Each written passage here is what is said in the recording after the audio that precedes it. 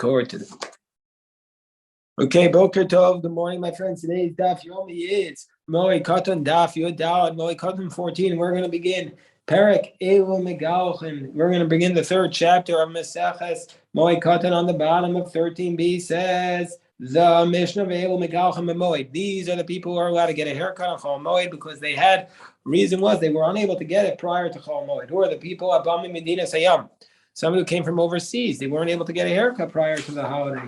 Somebody who came out of captivity, they weren't able to get one. Somebody came out of prison. Why can't you get a haircut in prison? So Toysa says because either they wouldn't let him get a haircut, the prison barber shop was closed, or maybe Arav. It's not comfortable to get a haircut in a prison. You want to wait till you get out. It's not comfortable. That's another idea. You could have got one, but it would have been stressful. And so too, a person who was excommunicated who this age is released from his vow. Not from his vow, from his period of excommunication. Somebody who had taken a vow not to get a haircut, and now the sages released him from his vow on the holiday. And the mitzora, somebody who's what we call in English a leper, but it's not really leprosy. A mitzora is somebody who comes up from a state of ritual impurity to purity. All these people are allowed to get their haircut on Chol Moed because they weren't able to get it beforehand. So therefore, what is the next case in the Mishnah? These are the people who are allowed to get their laundry done on Chol Moed. Somebody comes from overseas, somebody comes from captivity, comes out of prison. We're on the top of 14a. Also, a person who was excommunicated is released from captivity. Somebody who had taken a vow against doing laundry and he was released from his vow. Hand towels, and we have most likely this means the barber's towels, mitpachos hasfag. These are the bath towels. All these people you can wash these towels on Chol Moed. These are the women who are bleeding, and so their clothes are soiled. And anyone who comes from a state of ritual impurity to purity, and so therefore they want to wash their garments. And they're allowed to wash their garments. And everybody else is going to be prohibited to wash their garments on Chol Moed. So the Gemara says, the Gemara v'shar kol adam or other people, my time asurin. What's the reason why they're prohibited? Explains the Gemara, like we learned, Anshe Mishmar, V'anshe Maimed, Asurin, L'saper, Ochabes, L'chamishim, Mutar, B'nei Kavod Shabbos. We have a concept that there are people, Kohanim, and also Yisraelim, who had to serve in the temple, or had a week where they served while the Kohanim from their town were serving in the temple. The Maimed people will stay back. Some of them went to the temple, some stayed in their home, and they had to serve the whole week, either through davening and Torah reading. So the Anshe Mishmar and the Anshe Maimed are prohibited to do their laundry and wash and take a haircut their week of their service, but on the Thursday on Erev Shabbos, it's going to be permitted Shabbos because of the honor for Shabbos. And we learned about this. We had this in Meseches Tainis. The Rav Bar Chana said, Amar Rebbe Elazar, my time. What's the reasoning why they are permitted? Today, what's the reason why they're not permitted to get a haircut or do their laundry up until Thursday? We don't want them to enter into their week of service not having their haircut, not being groomed properly. So if we're going to allow them to get their haircut that week, then they're going to push it off to that week. Here also, we want people to get their haircut before the holiday. We don't want you to get your haircut in the middle of the holiday and you come in not looking well groomed. It's like you're going to greet our Creator. So get a haircut beforehand. Rabbi Zera asked the following question. Okay, so our Mishnah lists the people who are allowed to get a haircut in Chol Moed. What about the following? Let's say you lost an object. So you had a good reason that you couldn't get a haircut. You're looking for your diamond. You're looking for your pearls. So do we say kivan anes mutar, or do we say, oh well, since you were an ones, since you had a good excuse, therefore you're allowed to get a haircut? Or perhaps say, Nobody else is going to know why you're getting a haircut on Chol Moed, and so therefore it's going to be a problem because people are going to think you pushed it off to them. Then they might come to think that everybody else can push it off. It's going to be permitted. So we call Marasayin. So Abai says, no, we're not going to make a distinction. Why? Because we have this concept. We have this in Mesachas Pesachim. We know it says in Mesachas Pesachim that you're not allowed to make a design on your matzah. You can't make an intentional engraving in the matzah. It's called the srikin. But there were some people who were expert bakers and they had a mold and they knew how to do it. These were the people from the Baitus. So therefore, these bakers, would they be allowed to do it because they knew how to do it without the extra design, fermenting and turning into chametz? So Abaye says we have this concept. Yom Rukol Srikin Asur and Srikei Baitus. We're going to say all the general designs are prohibited, but the Srikin of Baitus are permitted. We don't say that. We don't draw a distinction. Here also, we're going to draw a distinction between somebody who lost their object for good excuse or somebody who didn't. So the Gemara says, according to your logic, but we do draw a distinction. Gemara is going to say, where do we draw the distinction? We have the following case. Whoever only has one shirt, you're allowed to wash it on Chol Moed. Hasam Nami, well, in that case too, why? So they give a special exemption for somebody who's got one shirt to wash their garment. There too, are we going to say Yomru Ko Asrikan Asur and Srikei Baitus Mutarn? There too, are we going to say all the engravings are prohibited, but the engravings of why do we allow the one shirt? Why don't we say your shirt is like the Srikei Baitus and it should be prohibited? Mar says, yeah, but we explain that case. That case is different. That case is different because I'm a Rabbashi, the guy who's got one shirt, he has an undergarment, and so when he has to take off his belt to wash a shirt, he's wearing the belt on his undergarments. So it's very clear that his belt proves that the only reason why he's washing his shirt is because he only has one shirt. So that's why it's allowed. So it's obvious. Rav Ashi taught it like as follows. By Rabbi Zera, that Rabbi Zera said, Uman sha'avdu aveda erva regel ma'alin. Uman, Rashi says this is a barber. If he lost his precious object, the barber is looking for his iPhone. The barber is looking for his iPhone, and since he's looking for his iPhone, he can't find it. Everybody's at the barber shop, so there's a tumult there, and everybody understands what's going on. So do we say under those circumstances? Everybody knows. Since everybody's at the barber shop, everybody knows what's going on. So therefore, since he lost the Aveda, therefore we're going to allow him on the eve of the festival. Do we say Kiman de Umanu Muchacham? So it's obvious there. Or do we say no? Or do we say that's not the case? Or maybe it's not as obvious. It's not like the other cases where you were overseas and all that. So the Gemara says, take it. We're going to leave this question unresolved. We don't know about under such a circumstance, basically, where you have an excuse, but it's not one of the main excuses, even though everybody might know of your excuse. Where are you teku? And teku. That question is unresolved. So now the Gemara says that if you come from overseas, you're allowed to get a haircut on Chol Moed, but it's not so simple. Because our Gemara says, Masnisin, the look Rabbi Yehuda, our mission is not like Rabbi Yehuda, because what did Rabbi Yehuda teach us? He taught us, the time Rabbi Yehuda, Omer, he says, no, if you come from overseas, you can't get a haircut. Why not? Because you left without permission. What does it mean you left without permission? So the Miyuchas Rashi says, what does it mean you left without permission? Since you went on your own, you weren't forced to go by other people. You went on your own.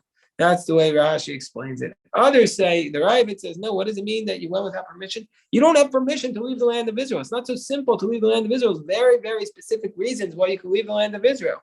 And so therefore, since you left without permission, you don't say, oh, now I'm coming back on Chol Moed, I can get a haircut. So Rava says, okay, let's analyze what Rabbi Yehuda says. So Rabbi Yehuda says you can't get a haircut if you come from overseas, if you left without permission. What does this mean? So it says Rav Hawashut, let's say you left just to go on basically what we would call today a tiyul. You went for discretionary travel purposes. Divrei HaKol Aser. Everybody says, even the Rabbanim would say, you know how to get a haircut on Chol Moed, because you have no reason to leave and put yourself in that situation. If you went to make a living, divrei kol mutter, then everybody would say it's permitted. If you had to go make a living, everybody's going to say it's allowed. Where do they argue? Where you went, you have a living, you make money, you just want to make more money. So now you went overseas because you want to make more money. But now the question is, can you make more money? And you come back on Chol Moed, can you get a haircut? So it comes up in Megillus Ruth, right?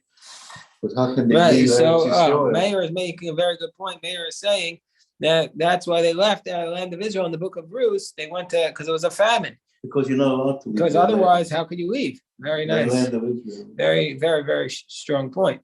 So therefore, Rava says this argument between Rabbi Yehuda and the Rabbanan, it has to do with it's not where you left for a tiyul, because then even the Rabbanan would say you don't want to get a haircut. It's not where you left because you had to make a living, because then even Rabbi Yehuda would say you want to get a haircut.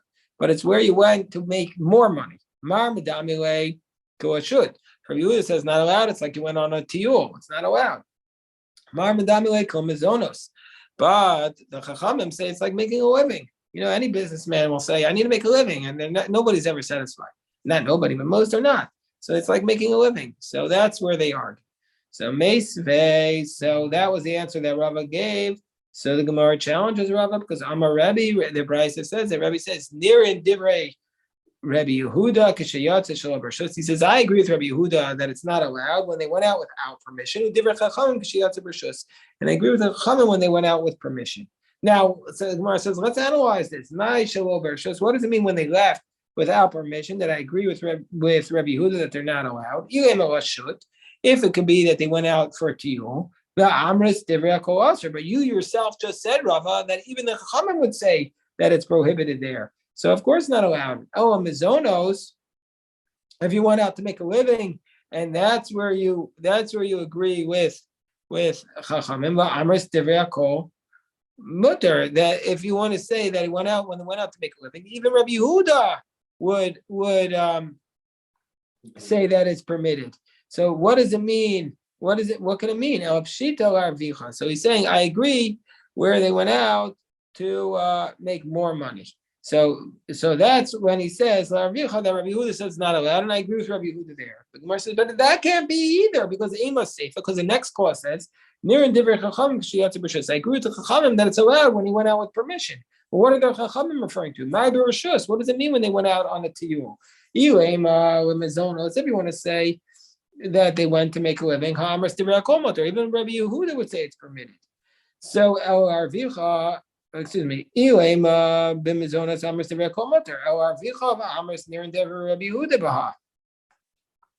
So, but if you say it's when they went to make more money, you just said a minute ago that you agree with Rabbi Yehuda that's not allowed. So what case are you agreeing with the Chachamim? So it must be Achikamer. This is what it must be. Near in the Rabbi Yehuda Rabbanan, that even the Rabbanan, the Bryce is saying that even the Rabbanan agree with Rabbi Yehuda, Kishayatza Shalom Bershus. That even the Rabbanan agree with Rabbi Yehuda, and it's not allowed when he went out without permission. Umay niyul ashut. And what's that? That's a tiyul. The Chachamim only argue with Rabbi Yehuda when he went out to make more money. But when he went out just to go on a tiyul, they agree with Rabbi Yehuda it's not allowed. But near and Rabbi Yehuda agrees with the Rabbanan that it's allowed. When he went out with permission, and what is that? To make a living. That even Rabbi Yehuda, he only argues with the Chachamim when they go out to make extra money. When they went out just to make a living, he agrees with the Chachamim that it's allowed to get a haircut in the middle of Chol Moed. So says Shmuel, Amar Shmuel Katan, let's say you have a baby, I know Moed, who was born on Chol Moed. Well, you can give that baby a haircut on Chol Moed. Sometimes babies are born with a lot of hair. It's not comfortable for them. You want to give it to them. You want to cut a hair, get their hair cut on Chol Moed. You're allowed. Because he was in a prison. Not obviously the womb is such a beautiful place to be. Obviously, it's not a prison, but it means there's no prison greater than that. Like if you're in prison, you say, "Oh, I couldn't get a haircut last week. I was in prison." There's no excuse better than being in the womb. I couldn't get the haircut last week because everybody knows you can't get the barber shop in the womb. So that's what he said. So the Gemara says, "But Moed in Meikar lo." Oh, does this imply that for a minor, if he was born before Chol Moed, he wouldn't be able to get a haircut? A minor can only get the haircut on Chol Moed if he was born on Chol Moed. But if he was born before Chol Moed, he wouldn't be able to get a haircut on Chol Moed. So most of Rav Pinchas challenges this because we said in the Brisa, all these people who are allowed to get a haircut on Chol Moed, they can also get a haircut during their days of mourning. Now that implies, the Brisa says, from the fact that it says all those who are permitted to get a haircut on Chol Moed, they are allowed to get a haircut during their days of mourning. That implies also the reverse. So this minor is not allowed to get a haircut on Chol Moed. He would also be prohibited as a mourner to get a haircut. Because if he's allowed to get a haircut on Chol Moed, he's allowed to get in there in the morning. So if he's not allowed, he's also not allowed to get in there morning. But it can't be, says the Gemara. Well, we know that's not the case. If you want to say that there's this distinction between a minor who can't get a haircut on Chol, who can only get a haircut if he's born on Chol Moed, but if he's born before and he can't get a haircut on Chol Moed, you mean to say a minor can't get a haircut during their days of their mourning? Nim says avelos no haggis bekatan. Then you're saying the laws of mourning, or on the top of 14b, apply to a minor, but that's not the case. But Tanya, we learned in the Brisa, Mekaren lekatan and they hagmas nefesh. That a katan, a minor, sure, they tear their garment, but not because the minor is actually in mourning, but because we want to cause distress, agmas nefesh, to everybody around him, should see him and cry. So we see the laws of mourning don't apply to a minor. So a minor would be allowed to get a haircut as a mourner. So if that's the case, a minor should be allowed to get a haircut on Chol Moed. So it's a question on Shmuel. So Amar Rav Ashi says to Rabbi Pinchas, Mi Katani. Rav Ashi says, no, you're reading the Brisa wrong. It doesn't say in the Brisa, it doesn't say Ha Asurin. It doesn't say what you said. It doesn't say, all the Brisa says is whoever can get a haircut on Chol Moed can get one during the days of mourning. But it doesn't say somebody who's not allowed to get one on Chol Moed can't get one in the days of mourning. It never says that other clause about prohibited. Asurin, Mikatani Asurin. It never says that anyone who can't get a haircut on Chol Moed can't get one during mourning. It never says that. Maybe there are some people who can't get a haircut on Chol Moed, like a child, but yet they could get it during their days of mourning. A Maimar, different version of the same conversation. A Maimar v'Timarav Shisha Brei Rabbi Masnei. They talk like this. Amar Shmuel. That Shmuel said, Katan mutar l'galcha b'moed. That a minor could get a haircut on Chol Moed, Loshna Noah b'moed, Loshna Noah Mikar. He could always get a haircut on Chol Moed. A minor is always allowed to get a haircut on Chol Moed, even if he's born prior to Chol Moed. According to this version, Shmuel says that a minor can always get a haircut before Chol Moed. So Amar Pinchas Afanan Nami Tininer. Pinchas said, yeah, we have a brisa to support you because it states Kol Elu Shamar Mutar Galech b'moed, Mutar Galech b'meyavo. Because it says in the brisa, whoever can get a haircut on Chol Moed can get one during these days of mourning. Which implies which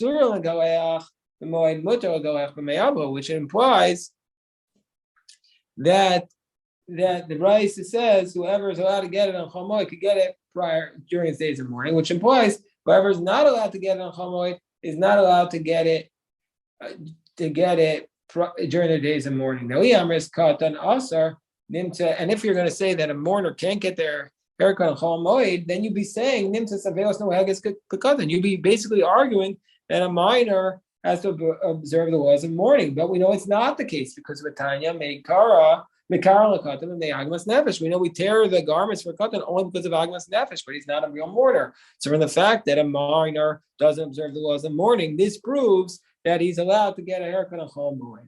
Gemara says, Amar Rashi says to Rabbi, says no proof. Mikatani Ha'asurin. It didn't say that those who are prohibited on Chol Moed are also prohibited during the days of mourning. It doesn't say that. It says it's possible that there could be some who are prohibited on Chol Moed and permitted during the days of mourning. So it's possible that a minor could be prohibited to get a haircut on Chol Moed and still allowed during the days of mourning. So therefore, this price is not a proof for Shmuel's position that a minor is allowed to get a haircut on Chol Moed, and even if they didn't get one in advance. So the Gemara says, okay, now we talk about the laws of mourning. We're going to have a lot about the laws of mourning coming up. Aval Elo Noeged Veluso Beregel, a mourner does not observe his period of mourning on the festival, as it states, "V'samachta b'chagecha." It says you shall rejoice in your holiday. And so since a mourner is not capable of rejoicing, therefore there's no laws of mourning on Chol Moed. If you would have been a mourner and then Yontif would have come, we would stop the mourning. Because we say that the positive commandment of everybody to observe the holiday comes and overrides the positive commandment of the individual to observe the laws of mourning. It's really not, according to many, it's a question. It's a question whether or not laws of mourning are biblical on the first day. Most say that on the first day the laws of mourning are biblical, but that's the majority position. So therefore, we're talking about the first day of mourning here, where we say the positive commandment of the individual is pushed off by the laws of mourning. And if we're going to say no, it's Avelos Rachman al happened to somebody on Yom Tif, we still don't observe the laws of mourning because we're not going to allow the individual positive commandment to mourn to override the community's commandment to observe the laws of mourning. So that's what the Gemara says. So Gemara now says, what about an excommunicated person, which is called menuda, somebody who's excommunicated? Menuda, can an excommunicated person obey his laws of excommunication on the holiday? Meaning to say, can he have a furlough from his excommunication period? Amar Yosef Tashma, we learned, done in Dine Nefashos, Dine Makos, Dine Mamanos, that on Chomoid, you could do capital cases, you could do laws of lashes, and you can do monetary matters.